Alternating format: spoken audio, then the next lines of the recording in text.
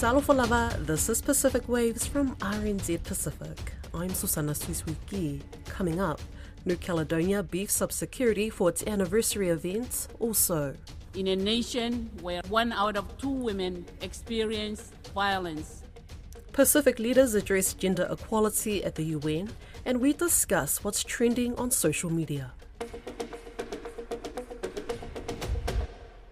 This week in New Caledonia marks the anniversary of colonisation. France annexed the Kanak Islands in 1853. Political stability, independence and Indigenous rights remain key issues in the French territory. I spoke to senior journalist Nick McLellan from Islands Business magazine. The 24th of September is the anniversary of the colonisation of New Caledonia. For many supporters of independence, it's a day of mourning. But during the period of the Namur Accord, there was an attempt to promote it as a day of citizenship, of so-called common destiny, bringing different communities together. How is Citizenship Day normally celebrated or observed? There are ceremonies in the capital Nouméa particularly, but on occasions there have been protests against the ongoing French administration of the islands. This year's been a particularly tense time. The French authorities deployed many extra police, gendarmes, to patrol both the capital and rural areas. Things have been tense since last Thursday, the 18th of September, when gendarmes shot and killed a Kanak man. There's been a lot of dispute about this, and the Independence Coalition, FLNKS, issued a statement expressing concern that some of the gendarmes deployed from France to New Caledonia don't really know the local context. They say that in the past, gendarmes have worked with local customary authorities, with local religious leaders and others when there's been issues of tension or crisis, crimes and so on. But the current norm nowadays is, to quote the FLNKS, confrontation rather than dialogue. Yeah, what's the point of recognising or celebrating the day if there's a high number of security measures in place? Well, I think this is a real difficult time. At their recent meeting in Honiara, forum leaders described New Caledonia as at a critical juncture. As people will know, there was 6 months of conflict last year following the riots and clashes that began on the 13th of May. The economy is still facing significant problems with businesses shuttered and a level of uncertainty about the future political statute that's being negotiated. And so it's not really as much a day of celebration as sometimes it's been in the past. I think it's also important to note that there's a level of concern about the health system, about education, about access to services like public transport.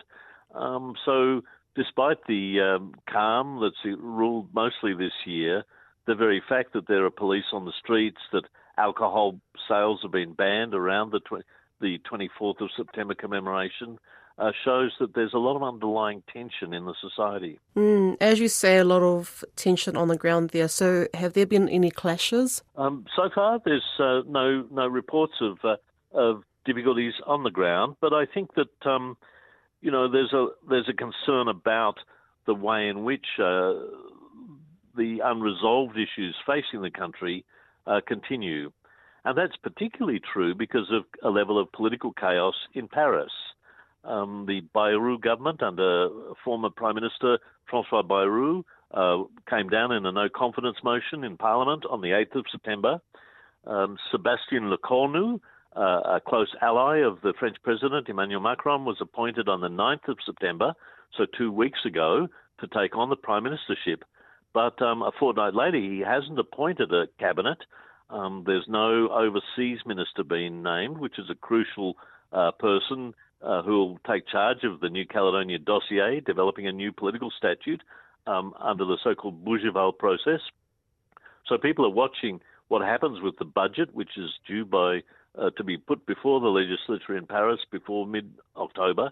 What's going to happen in terms of funding? What's going to happen in terms of changing the law to allow the Bougival process to continue? Will the French Parliament postpone this November's provincial assembly elections until next year, as is proposed by the French government. There's a whole lot of uncertainty, and so it's a very uncomfortable time this September. Yeah, because France still doesn't have a government, where does that leave New Caledonia? Well, many people that I spoke to, both supporters and opponents of independence at the recent forum in Honiara, felt that over time things would move forward. I spoke with President Alcide Ponga, the president of the government of New Caledonia, and he felt that the Bougival process set things on the right path. However, FLNKS representatives, independence supporters there, were very concerned about the reappointment of Sébastien Lecornu to a senior position as overseas minister back between 2020 2022.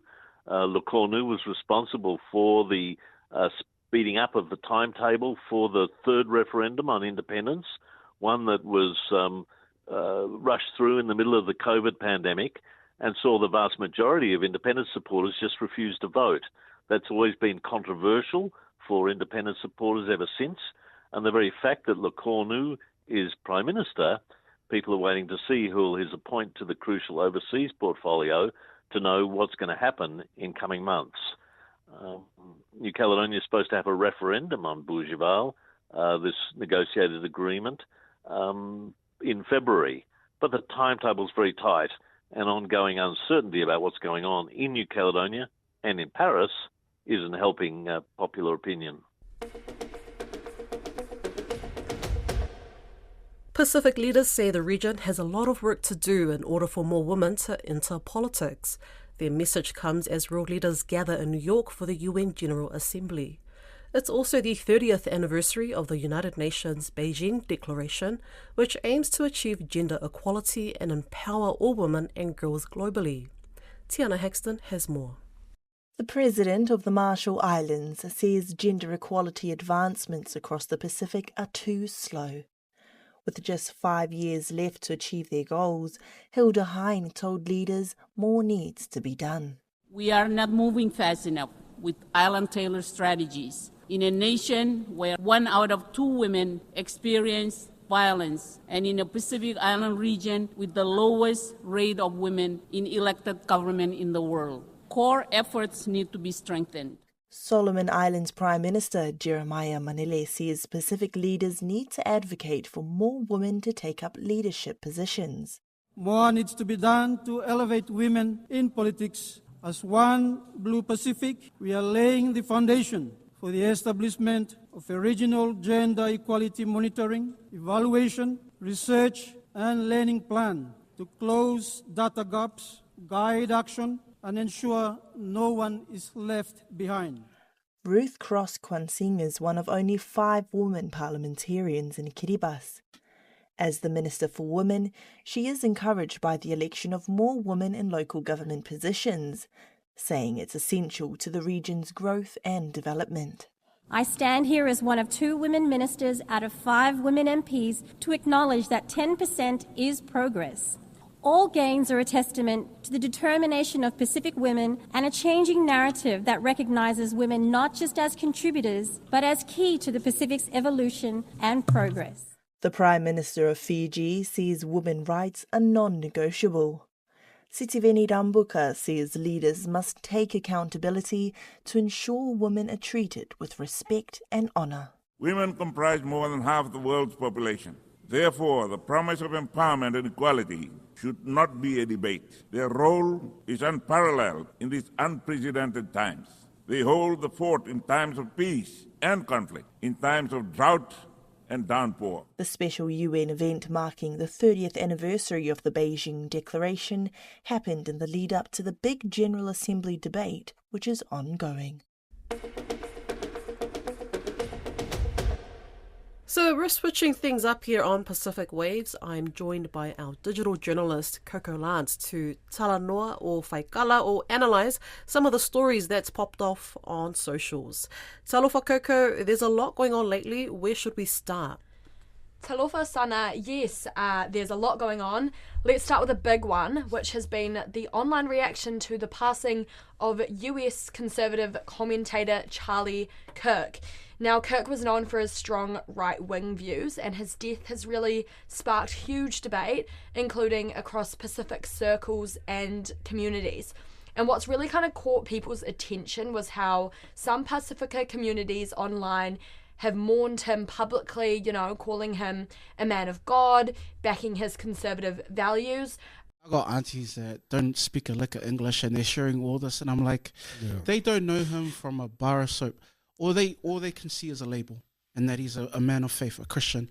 And so what they see is an attack on them, on their identity. Kirk was a devout Christian and a very loud Trump supporter who rallied against LGBTQ rights, the trans movement, and undocumented migrants. We even saw leaders from Guam, the Northern Marianas, and Aotearoa expressing support for his ideology.